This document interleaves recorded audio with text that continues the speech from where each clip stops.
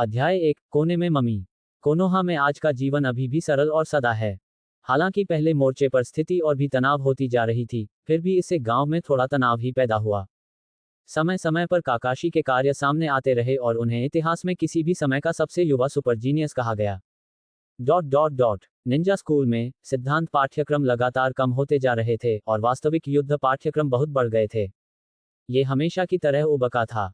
हाल ही में मुख्य ध्यान अभी भी पिछले लड़ाकू वर्ग पर है। उत्कृष्ट लोगों को जल्दी स्नातक होने और एक शानदार कोनोहा निंजा बनने का अवसर मिलेगा। योशिदा सेंसेई ने इस खबर की घोषणा की। पूरी कक्षा में उत्साह था और जो छात्र नहीं जानते थे कि क्या हो रहा है, वे खुशी से झूम उठकर अपनी हथेलियां बजाने लगे। ऐसा लग रहा था कि मनोस्नातक होने के बाद वे तुरंत ही दूसरी काकाशी बन जाएंगे, चमकाएंगे और गांव का नाम रोशन करेंगे।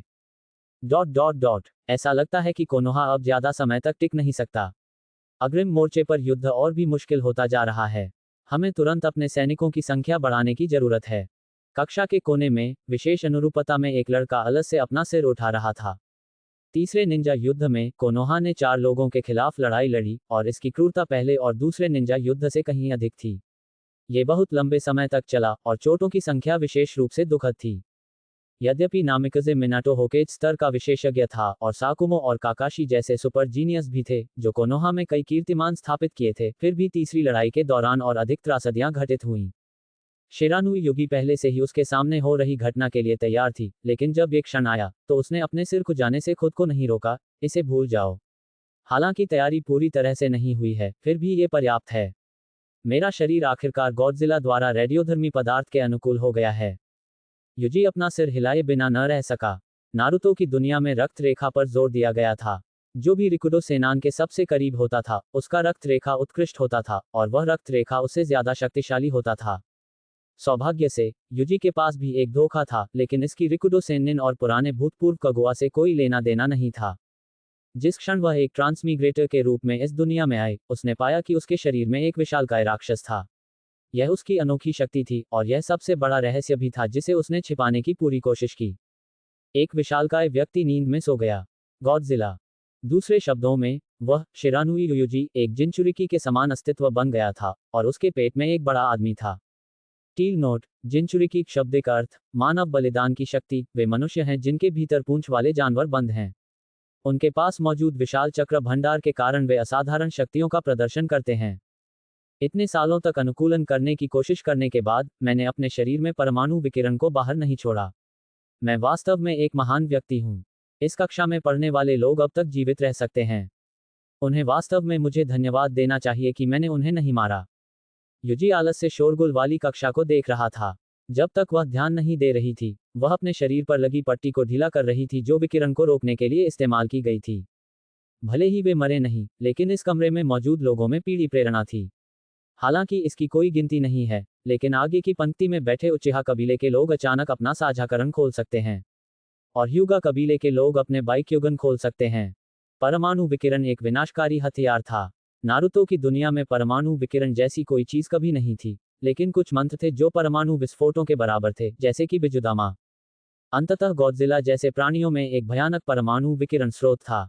परमाणु श्वसन छोड़े की बात तो दूर, भले ही यह एक अनियमित कदम हो, यह पर्यावरण को नष्ट कर सकता है, जिससे भयानक परमाणु विकिरण पीछे छूट जाता है जो आसपास के बड़े क्षेत्र को कवर करता है। यद्यपि युजी को यह ज्ञात नहीं था कि उसके शरीर में गॉडजिला किस स्तर का था, परंतु उसके शरीर से निकलने वाला निरंतर परमाणु विकिरण वास्तविक था। पिछले कुछ वर्षों में जैसे जैसे वह बड़ा हुआ, उसने गॉडजिला की बेड़ियों में कुछ हद तक खोखलापन महसूस किया। इससे उसके शरीर में परमाणु विकिरण की मात्रा वर्षों दर वर्षों बढ़ती गई। सौभाग्य से इन 2 वर्षों के दौरान युजी ने चक्रों को परिष्कृत करना जारी रखा और अपने शरीर में परमाणु विकिरण को नियंत्रित करने की कोशिश शुरू की। इसका प्रभाव शानदार था और उसने परमाणु विकिरण की बढ़ती मात्रा को सर्वोत्तम रूप से नियंत्रित और दबा दिया। मुझे 1 और साल, नहीं आधा साल दिया गया है। मुझे पूरा विश्वास है कि मैं सभी परमाणु विकिरणों को पूरी तरह से नियंत्रित कर सकता हूं और इन कष्टकारी दिशानिर्देशों को पूरी तरह से त्याग सकता हूं। मासादा योशिनो सेंसेई ने शोरगुल वाली कक्षा को देखा और अपने दिल में आंखें भर लीं। वह जानता था कि यह अच्छी बात नहीं थी। अब जब वे स्नातक हो गए थे, तो उन्हें युद्ध में भाग लेना था। वह नहीं जानता था कि युद्ध समाप्त होने के बाद कितने लोग बचेंगे। अरे युजी, ऐसा और भी उत्साही होना होगा। क्या ऐसा जल्दी स्नातक होने के सम्मान में कोई दिलचस्पी नहीं है? जब उसने कोने में युजी को देखा तो वह चिल्लाने से खुद को रोक नहीं सका। उसके हृदय में शक्तिहीनता की गहरी भावना उभरी। शिरानुई युयुजी पूरे स्कूल में एक किंवदंती थे। हर साल वह वास्तविक मुकाबला पाठ में अंतिम स्थान पर उचिहा ओबिटो के साथ लड़ने के लिए एक मजबूत उम्मीदवार थे। ऐसा कहा जाता था कि उचिहा ओबिटो का बाह्य स्वभाव बहुत मजबूत था, जिसके कारण वह अकथनीय धैर्य रखती थी, लेकिन कम से कम ओबिटो कठोर परिश्रम तो कर रही थी। लेकिन शिरानुई युयुजी सचमुच एक अजीब व्यक्ति था। वह प्राचीन कक्षा में विज्ञान में संपूर्णतः प्रथम थी।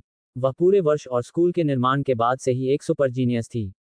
विशेष रूप से विल ऑफ फायर के बारे में पर्यटन की श्रृंखला के लिए युगी द्वारा बनाए गए पढ़ने के प्रश्न विशेष रूप से अद्भुत थे, जिन्हें लोगों को मेज पर ताली बजाने पर मजबूर किया गया।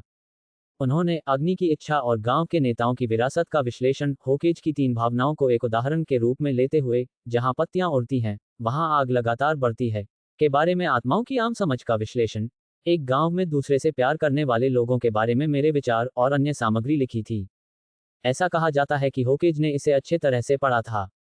जब तक इसमें पुरातन वर्ग, ईमानदार आध्यात्मिक वर्ग शामिल थे, तब तक शिरानुई युयुजी को कोनोहा का देवता कहा जा सकता था। लेकिन जैसे ही वास्तविक युद्ध पथ की बात आई, यह आदमी बस एक दया थी। मूलतः वह कभी कोई लड़ाई नहीं जीत सका। उन्होंने उचिहा ओबितो के साथ युद्ध किया और अंतिम होने के सम्मान के लिए बहादुरी से लड़े। यह अच्छा नहीं है। निंजा को हमेशा लांघना पड़ता है। केवल सिद्धांत पर निर्भर रहना अच्छा नहीं है। मासादा योशिनो ने आलोचना की। समझ गया, योशिनो सेंसेई, तो क्या अब कक्षा समाप्त हो सकती है?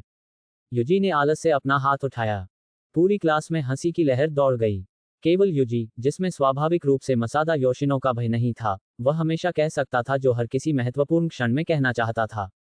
यद्यपि युजी बहुत सस्ती थी, उसकी लोकप्रियता सदैव बहुत अधिक थी। मुझे याद है कि इस बैच के निंजा छात्रों में काकाशी जो 5 वर्ष की आयु में स्नातक हो गया था और माइक गाई जो 8 वर्ष की आयु में स्नातक हो गया था, के अलावा ओबिटो और अन्य 11 वर्ष की आयु में युद्ध के मैदान में लड़े थे। जब ओबितो युद्ध के मैदान में गया तो वह बहुत डर गया था, लेकिन मिनाटो के कारण उसने ओबितो को बचा लिया। किसी को ये पता नहीं था कि शिरानुई युगीन कक्षा में बैठे हुए उन कुछ सहपाठियों को देख रहे थे जो 2 साल में जीवित रह सकते थे, लेकिन उनका दिमाग तेजी से काम कर रहा था। निंजा स्कूल की शिक्षण प्रणाली 6 साल की थी, लेकिन जल्द ही इसे 4 साल कर दिया गया। तीसरा निंजा विश्व युद्ध 2 साल से अधिक समय से चल रहा था और पहले मोर्चे पर भारी क्षति हुई थी।